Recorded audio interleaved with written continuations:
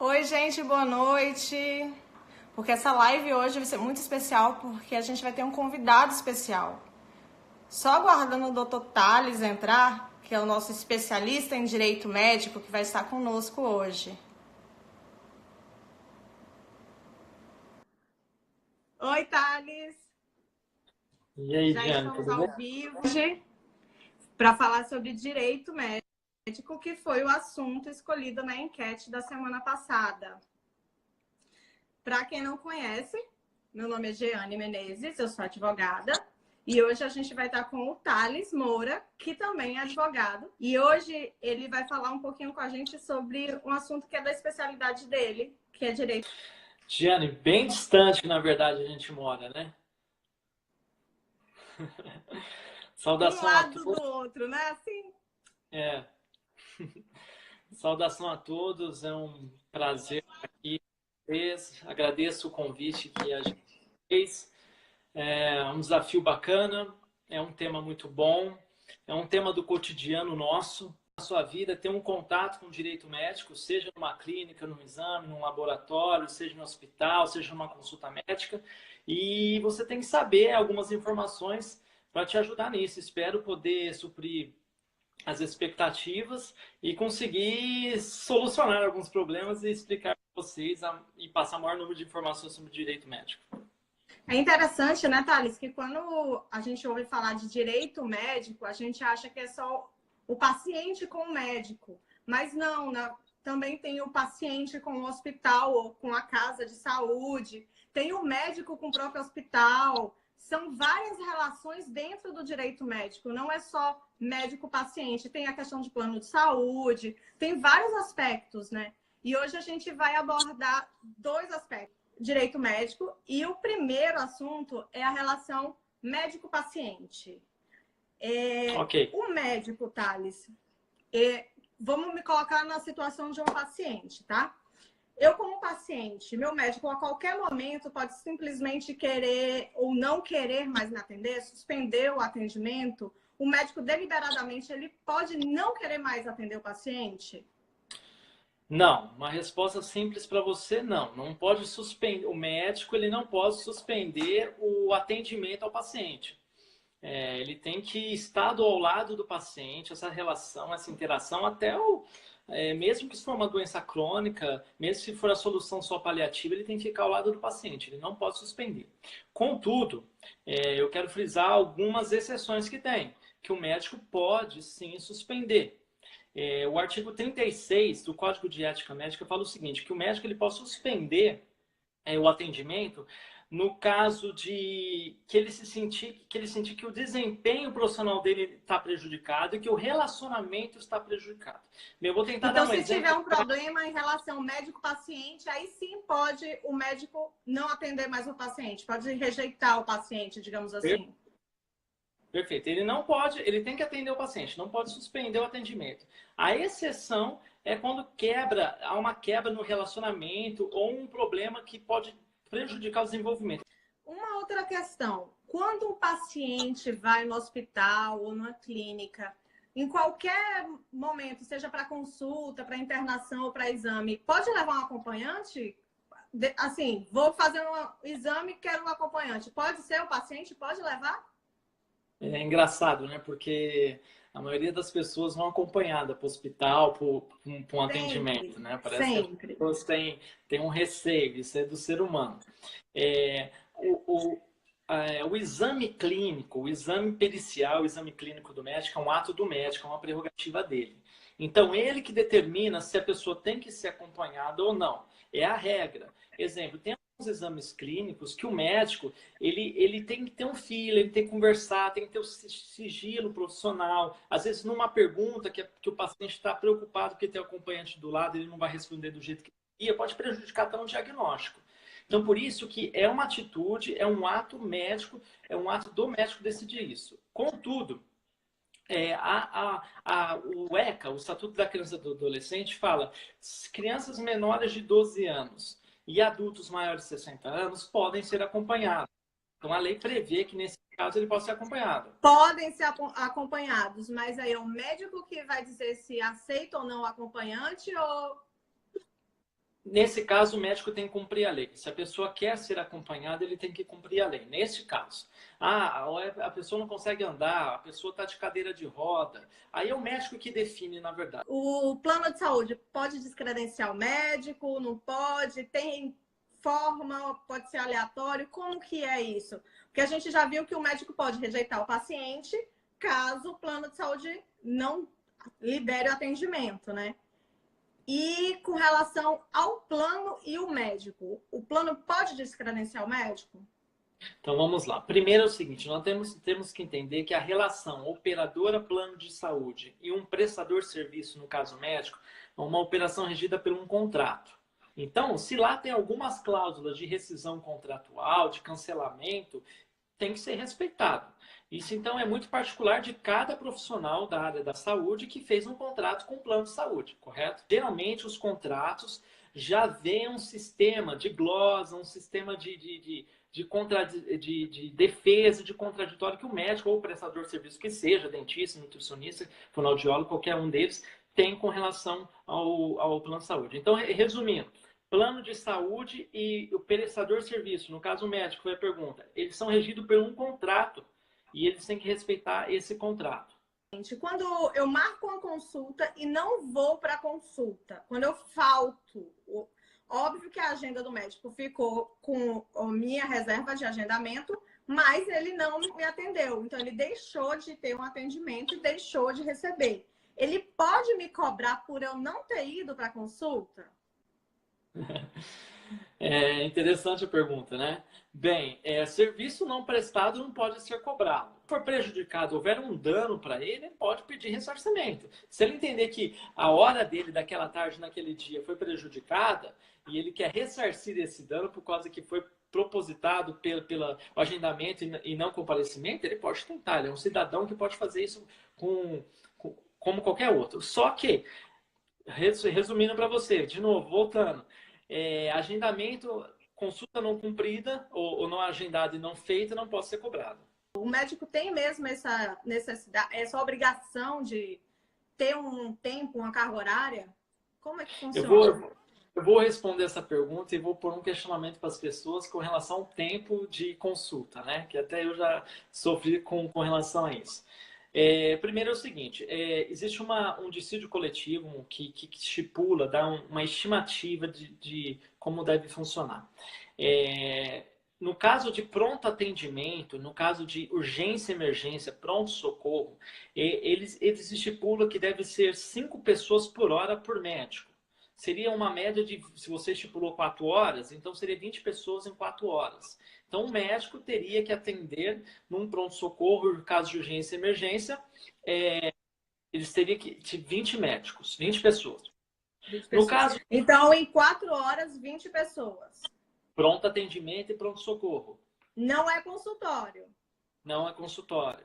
Nesses casos, que não é pronto-socorro, é agendamento, eles estipulam um limite de 12 pessoas em 4 horas. Eu dividi isso, deu uma média de 30 minutos. Isso prejudica muito a consulta, a interação médico com o paciente. Mas isso é uma estimativa. A prerrogativa do tempo da consulta é do médico. É uma prerrogativa do médico. Mas o ponto central é o seguinte, esse dissídio deu estimativas. Contudo, essas estimativas não podem passar por cima do ato médico, da prerrogativa do médico, que ele que define o tempo de duração da consulta. Eu tenho mais uma pergunta para você com relação ao plano de saúde. Tá bom. E que é sobre a diferença entre seguro-saúde e plano de saúde. Legal. Tem diferença? É a mesma coisa? As pessoas confundem e tem diferença, a gente tem que entender essa diferença. Eu acho que o que mais diferencia é isso. No seguro saúde, você tem a opção de escolher o prestador que você quiser e você pega o reembolso daquilo, ok? E no plano de saúde, não. Você tem que utilizar a sua rede credenciada. Você está pagando um plano de saúde, ele está gerindo essa carteira de pessoas e faz uma rede credenciada para você utilizar. Você tem que utilizar apenas essa rede credenciada. Você não pode ir num hospital mais luxuoso se está fora da sua rede credenciada. Quando a gente fala de plano de saúde, a gente vê que tem vários tipos de planos. Mas não é só a quantidade de espécies de planos, mas também tem os tipos de planos que são legalmente permitidos. Quais são esses tipos? Porque a gente falou do seguro e falou agora do plano. Do plano especificamente, quais são os tipos de plano de saúde que a gente pode contratar? Então vamos lá. Realmente tem um leque enorme de empresas aí, né, de operadoras de plano de saúde que você pode contratar. Existem dois planos de saúde que você pode ter. Então eu vou explicar para você e às vezes você tá aí e não sabe que você tem esse direito. A primeira opção de plano de saúde que você pode correr atrás e adquirir é o plano individual familiar. O que seria esse? O plano individual familiar, você vai, contrata um plano comercial. Então você vai lá e fala, eu quero um plano individual familiar. Você vai fazer um contrato e você vai colocar seus beneficiários, geralmente seus filhos, sua esposa, seu esposo, geralmente é assim. Esse tipo de plano de saúde tem uma mensalidade um pouco mais cara do que o outro que eu vou explicar, que é um plano individual familiar. O reajuste dele ocorre uma vez no ano, o reajuste anual dele, e é de acordo com o índice da ANS, Agência Nacional de Saúde Suplementar, que é uma agência do governo, e essa agência, ela estipula o quanto pode ser reajustado no ano. Geralmente, pessoal, vai de 14% a 17% esse reajuste no ano, ok? E a segunda forma de reajuste dele é da faixa etária, ou seja, você faz aniversário, fica mais velho, você ganha um presente, o seu plano de saúde vai aumentar mais, Aumenta. ok? E depois isso é uma outra live também que a gente pode explicar as faixas sobre o etárias. reajuste dos planos de saúde, porque é bem complicado isso. Então, esse é o primeiro plano de saúde, individual, familiar, que você, qualquer pessoa, um cidadão, vai, compra, se cadastra junto e coloca os seus beneficiários lá. O segundo plano de saúde, a segunda forma é o coletivo. Planos de saúde coletivo, que ele pode ser por adesão ou empresarial. Deixa eu tentar explicar. No coletivo, por adesão, alguma instituição existe um contrato com uma operadora de plano de saúde. Tá. Aí as pessoas que estão vinculadas a essa associação, esse instituto, podem, por adesão, entrar no plano coletivo, ok? Tá. Exemplo, a OAB é um instituto, ok? Sim. Ela tem um contrato com um determinado operador de plano de saúde. As pessoas que estão vinculadas à OAB, que são os advogados, ela pode, por adesão, aderir ao plano coletivo por adesão. Entendeu? A diferença do plano coletivo por adesão para o plano coletivo empresarial, qual que é? O empresarial é uma empresa, pode ser grande empresa ou pequena empresa, ok? Fecha um contrato de plano de saúde com uma operadora, um plano de saúde coletivo empresarial. Empresarial. Aí o que acontece? Os funcionários daquela empresa, às vezes os próprios sócios, os diretores, podem aderir ao plano coletivo empresarial. Então, essa é a diferença. Os planos coletivos, o que acontece no plano coletivo que é interessante? O reajuste acontece uma vez no ano também, só que ele não está adscrito ao índice da ANS. Então, ele pode ser um reajuste maior. Contudo, as mensalidades, em regra, são baixas, são mais baixas que o individual familiares, ok? Ou seja, você paga menos, mas o reajuste pode ser maior. Pode ser maior, porque ele é contratual, entendeu? Contrato de uma empresa com ele. Então, os planos coletivos hoje, Giane, eles correspondem a 70% dos planos de saúde. E uma pergunta que eu acabei de receber pelo WhatsApp foi porque a gente disponibilizou o nosso número de WhatsApp no Instagram. Então, tem algumas pessoas que estão conversando conosco pelo WhatsApp. E Legal. Uma das perguntas foi a questão de carência. Porque a pessoa é contratada na empresa, que você falou do plano empresarial, é contratada, a empresa tem disponível esse plano, a pessoa vai e adere ao plano de saúde. Mas chega para fazer um exame e às vezes não consegue fazer por causa da carência. E aí, essa questão da carência realmente existe? Como que ela é? O que acontece? A carência é um período de tempo do momento que você assina o contrato, ok, de plano de saúde, ou coletivo ou empresarial, ou individual familiar, que você não pode utilizar o plano. Então, é um período que você, desde que você fez a assinatura do contrato, que você não pode utilizar o plano. O artigo 12 da 9656 de 98, que é a lei dos planos de saúde, diz o seguinte: existe uma carência de 300 dias para parto a termo. O que é isso? Você faz um contrato, um plano de saúde, durante 300 dias do contrato, você não pode Você não pode ter um parto a termo, que é o parto normal. O plano não vai cobrir isso. O outro é 180 dias para qualquer outras, por internação, cirurgia. Você faz o contrato durante 180 dias, você não pode utilizar o plano de saúde por uma internação. Então, se a pessoa descobre que está grávida, a mulher descobre que está grávida, e aí vai e adere ao plano de saúde, ela não vai ter direito ao parto? Então, dentro dos 300 dias, não. Se for um parto a termo, não. Aí você fala, nossa, então o plano nunca vai... Mas se for um parto de urgência... Aí entramos na exceção que é a salvação do consumidor e do cidadão. Em casos de urgência e emergência, é 24 horas de carência. Então, nossa... Então, aderiu ao plano, 24 horas já pode ir na urgência e emergência. Você assinou o contrato, desceu no prédio lá e o carro bateu em você, você tem que sair correndo. Se você não, né? Te levam correndo para o hospital e você tem que ser internado, bolsa de sangue. Ah, não vai cobrir? Aí é um caso de urgência e emergência e o plano vai cobrir, ok?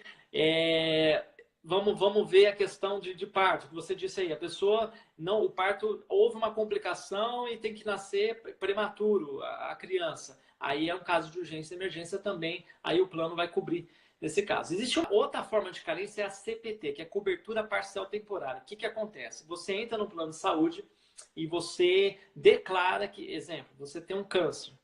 É uma lesão pré-existente, lesão ou doença pré-existente. Você vai declarar essa lesão ou doença pré-existente.